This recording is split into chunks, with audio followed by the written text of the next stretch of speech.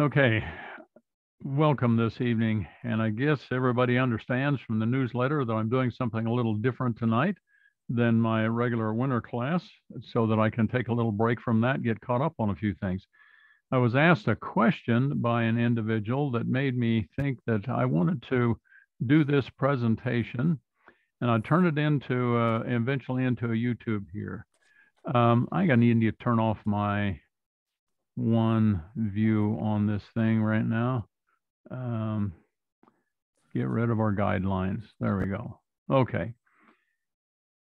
And I wanted to answer this question because for us, it's very timely here in the West and some parts of the country. And that is about some of the water issues that we have, the shortage of water. So that's why I'm going to do this tonight. It won't be a real long presentation. Then I'll get into the changes that I'm making to Winter Without Worries in that class. And I'm very excited about those changes.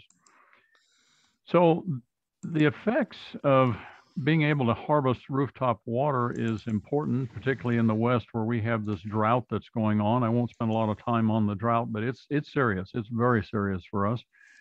And right now, households are generally okay, but we have had and will have irrigation restrictions on. And you have to let some things die, but our local agricultural businesses are struggling. The future doesn't look encouraging right now. But now is the best time to learn. Now is the best time to make provisions, to act, to do things now before the need becomes really critical. I mean, it's pretty bad, but it could get even worse. And when we've done all we can do, then we have more of a right to have our prayers answered.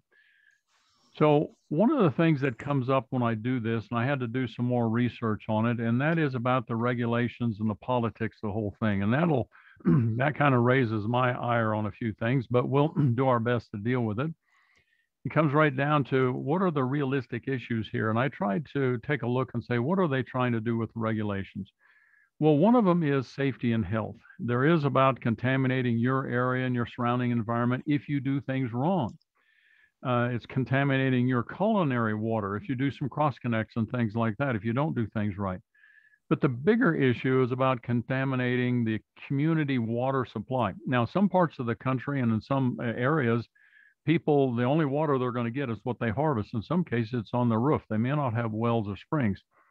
And so that's not much of an issue for them. They don't have the politics because that's what they have to do. But what it really comes down to, and I don't want to spend a lot of time on this, but it's the bureaucratic controls. Now, there's the spirit of the law. And if you take a look at what's trying to be done is, well, precipitation is a shared community resource. And we don't want to divert it from its normal final destination. And precipitation that goes into the shared community aquifer and surface water is where it needs to go. Now, I may want to side stream it for a little while, but it has to end up where it was going to go. Where we get into trouble is the governance on this, where you have some regulations and laws put in place. And there's a challenge in administering these things in a just way for the community good and the individual good. And that balancing act takes place. And it is much easier if you listen to, governance and to the bureaucrats, it's much easier to just view the regulations and law as rigid. That's it. That's the way it is. Deal with it versus doing what's right. And a real quick story about that here. Oh, it's been 30 years ago when I lived up in the northern part of Utah in Pleasant Grove.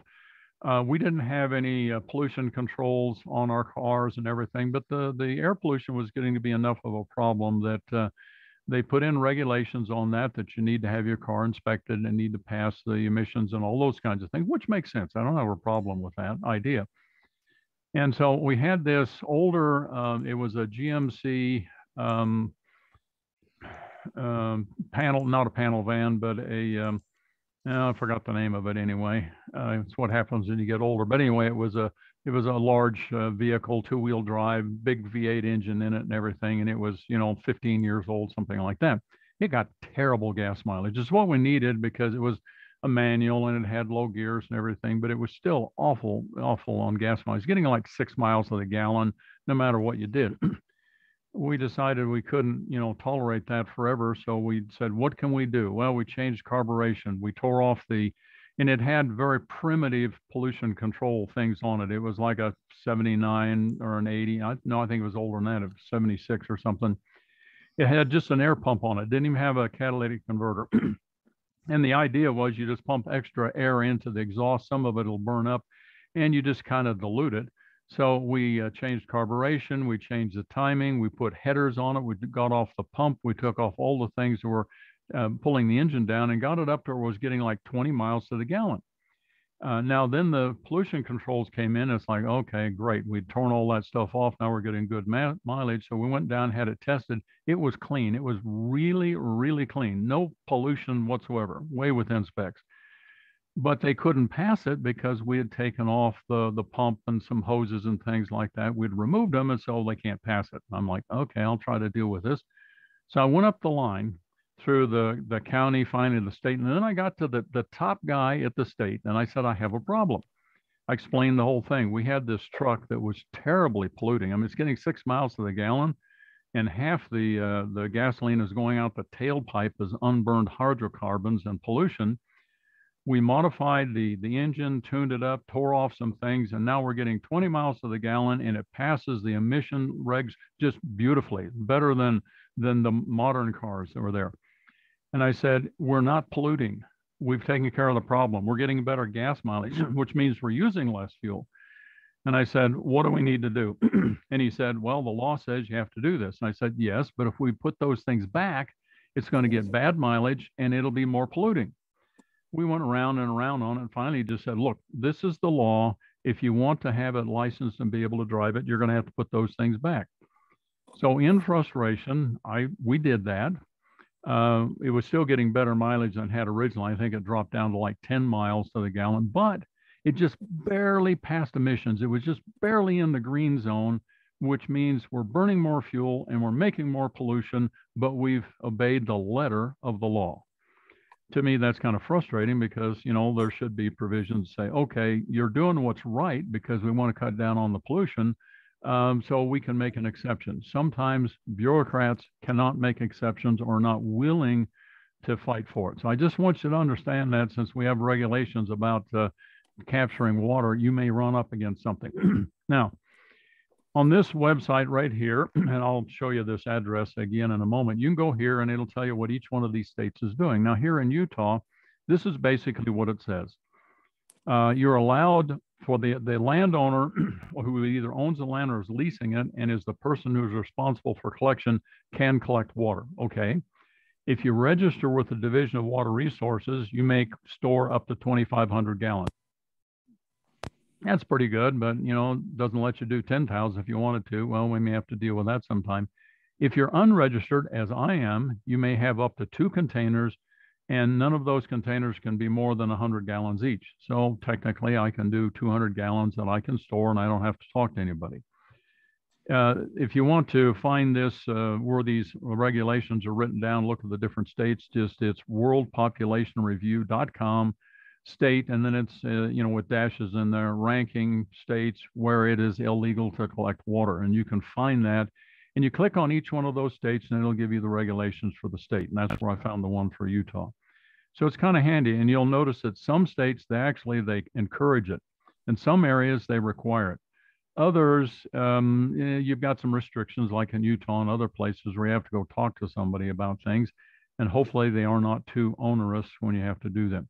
So just realize that. I'm not going to tell you that you should go against regulations. You might want to be aware of it and then decide how far you want to go if you need be. Now, some parts of the country, you don't need to collect rooftop water. You do not have a problem. So, but here we need to, is what it comes down to. Now, to think about this, there's the physical process. It's about, first you have to capture it, what's involved in that. Then you're going to store some of that water, hold it, maybe just in a surge tank until it can, drain out.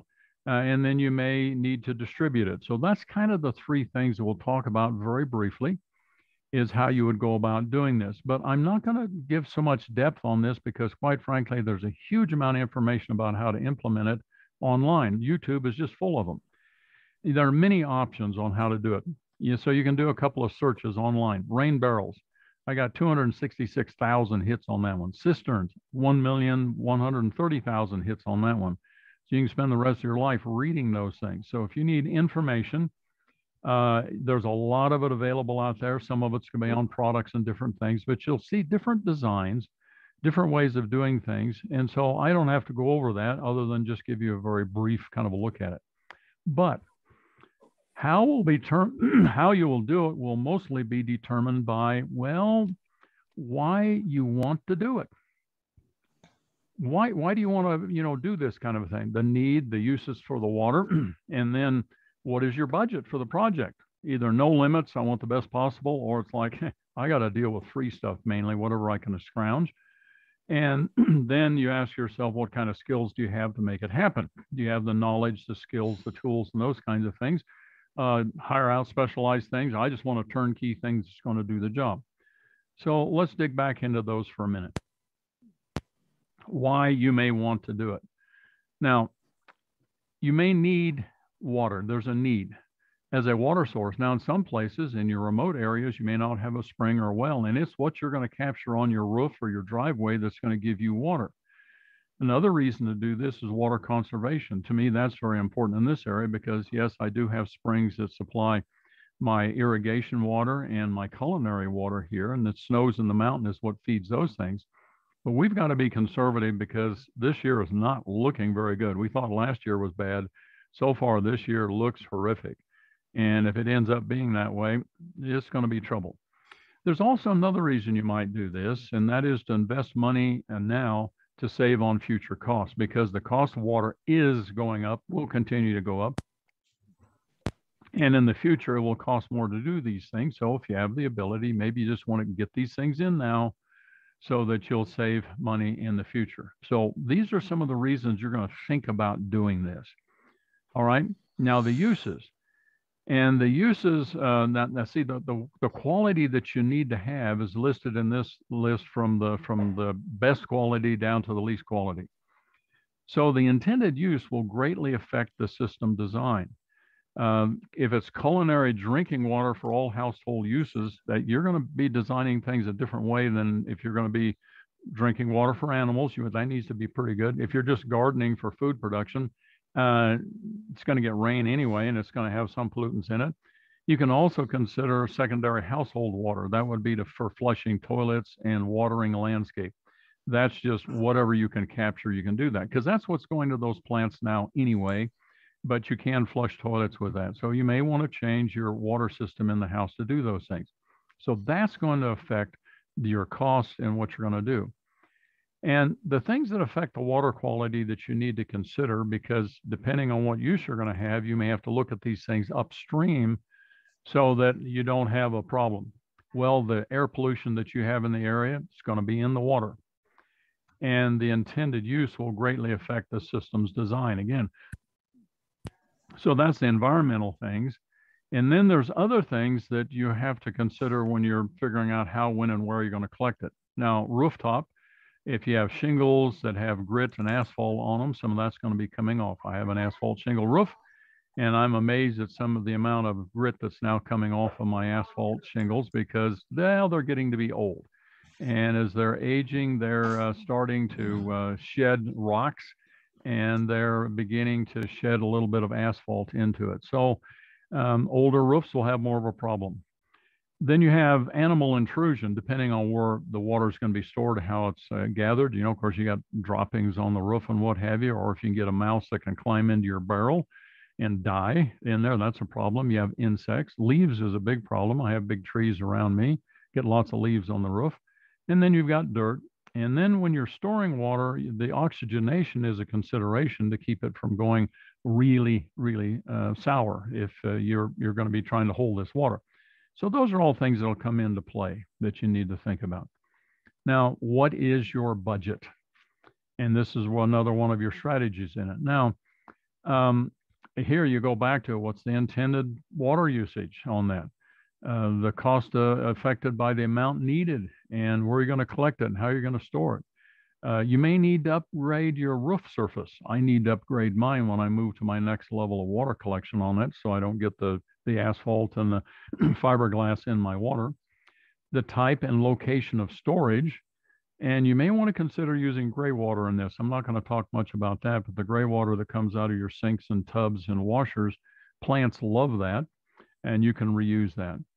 So we take a look at what some systems may be. Now, if it's an unlimited budget, um, then you can hire all the work done that's going to be these really nice underground tanks, which to me is preferred. Different modular ones that you can put in. This is a 10,000 gallon tank right here that's going to be buried. You may have above ground. Here's 3 5,000 gallon tanks above ground collecting water. That's my old hometown, Santa Fe, New Mexico. And there's some really nice kinds of systems for where you don't have a lot of room, these slim wall things, and you can have corrugated tanks, things that can be made for you. And you may want to consider, again, what's your budget? Well, here is a good resource if you want to study out some of this. This is the Extension Service of the Pennsylvania State University. And there's the extension. It's HTTP extension.psu edu rain water cistern design, construction, and treatment. That's the cover from it. It's if I remember right, it's 81 pages, and it's got a lot of information on it, including that drawing that you see to the right. That'll give you ideas. And this is a combination of do it yourself and or if you want to understand the system and what you may be asking somebody else to do, then you may want to be learning about this so you don't get yourself, thinking you're going to have something that is going to be a couple of $1,000s and you find out you need to spend, $30,000. You want to know these things ahead of time. So you may want to study that out. There are also companies, this is one, freewatersystems.com, that looks like they do some very nice things. I've never used them, don't know anything about them other than when I was doing some research. And they have some happy customers that have put in remote water collection systems. So they do that. And there's dozens of them. So if you're going to do that, find somebody that will satisfy your needs, figure out what the costs are going to do, and then, go for it. Now, when you put in your do-it-yourself side of things, do you have the needed tools, materials you already have, and how good of a scrounger you are? Now, that's where I come in right here because a lot of times I have to do things very low cost. I also like to do it just for the fun of it. Well, we go back to that extension service document right there that you can look at and read and understand what you may want to do. And then there's a lot of tanks out there and containers. American Tank Company, the Premier Plastics, Norsco has tanks, and they do erection of these things. They install them. So you can get anything that you would want out there. My local plumbing supply in a city not too far away, they have cisterns for underground. So look around and see what you want to do, but you'll want to carefully consider your budget. Now, this is what I've done. This was free because I have a couple of dozen of these tanks, 55-gallon barrels that had auto polish in them. Don't want to store drinking water in them. I have those. I have the plumbing, and I can just put that in, build up a little stand for it, put it in. I had to buy the tank bulkhead that goes down in here, so I hook a hose to it. And then I run it over here to some of my trees. So when the water comes down that downspout, it doesn't just fall right on the ground by my foundation, which is not a good idea. It goes over to a tree that's very thankful to get it. So you can do things yourself. If you have the tools and the experience, do it. Here's some more, I'll say basically free or low cost tanks that have been recycled, different kinds of drums. This one has a screw off lid. These are usually kind of a rusty orange color. Here's one that's been turned upside down. The bungs are down here and it's coming in on the top. And it's plumbed in, you see right here, turned it upside down so you can plumb in the hoses that would allow them to drain it to different locations. So you can get very clever about these things. And again, these are pictures I just pulled offline of different systems that people have done. So you can decide what you want to do using some of these low-cost materials that you may find or already have. There's different barrels that you can buy. And depending on what you want it to look like, it can look, pretty, modern and looks like a nice kind of a thing to have around there rather than the ugly blue barrel. Of course, you can paint them, which has been done here on the black one and the green one. So you can paint them. Then you can get a little more serious about that. Now, a friend of mine who lives down in the southern Utah sent me this picture on the left. When I was talking to him, I found out what he's been doing. And I said, please send me a picture. Well, he sent that to me about 3 days ago. 2,500 gallons. So he's within the law, by the way, because you can store up to 2,500 gallons in Utah. He's probably registered with them. And he reported to me this last summer. Now, he lives down in southern Utah in the dry area down there, the Dixie part of the state. And he had only 2 rainfalls this summer, and he filled that tank, 2,500 gallons out of those 2 rainfalls. They weren't real heavy, but they were just enough to fill the tank. So he has 2,500 gallons that he can use in his garden. And then, of course, you can have bigger tanks if you want to. And this one right here, again, here's 15,000 gallons stored. You could set those tanks yourself if you want to. You're going to have them trucked in for you. So these are just options that you can do once you have decided. Now, what you're going to do with the water, in most cases, you're going to want to put it out on the land. All you're trying to do is conserve water, not use the culinary water or the irrigation water, by using rainwater so that you can conserve that water and have a lower cost. So drip irrigation is a great way to go. I build some of my own things for tree rings to water around my trees, let the grass around it die out here, but just to water right at the tree when I need to water there. And then in my garden, what I did, and I did a little class on this, made this stuff out of junk because it was free. This pipe was all free. It's all kind of bent and crookedy and what have you, but I made it into a drip irrigation system so I conserve water. Now, I was asked, what is it I would want to do? Well, I've been thinking about this for a long time. I've done what I can do with the free stuff, putting in these barrels, but I would much rather do a better job and collect more water. So it would be more back to a whole house kind of a system. Now, mine's a little bit challenging because water comes down on the 4 corners of my house. So it's a little more extensive to plumb it over to a central location, but you deal with it, what you have to do. And I've planned out how I'd be able to do that. It's going to take of course, a lot of pipe to do that, how I could drain into a cistern, because quite frankly, as far as I'm concerned, I really would like it to be underground. That is preferred, both for reasons of out of sight, out of mind, but also it keeps the water cool. You're not heating the plastic if you're in a plastic tank, which is not as good for the water, for water quality. But the other thing I will have to do that I already mentioned is I'll have to replace my roof. First off, my roof is aging. It's 20 years old now. It's probably 25-year shingles. They'll make it 25 years barely. But you don't want to have shingle roofs up there if you can help it, because particularly if you want to use it for potable water, which is what I would like to set up treatment so that I would be able to, if need to, be able to use that within the house. Primarily, it's going to be used outside, but let's make provisions as long as you're doing this.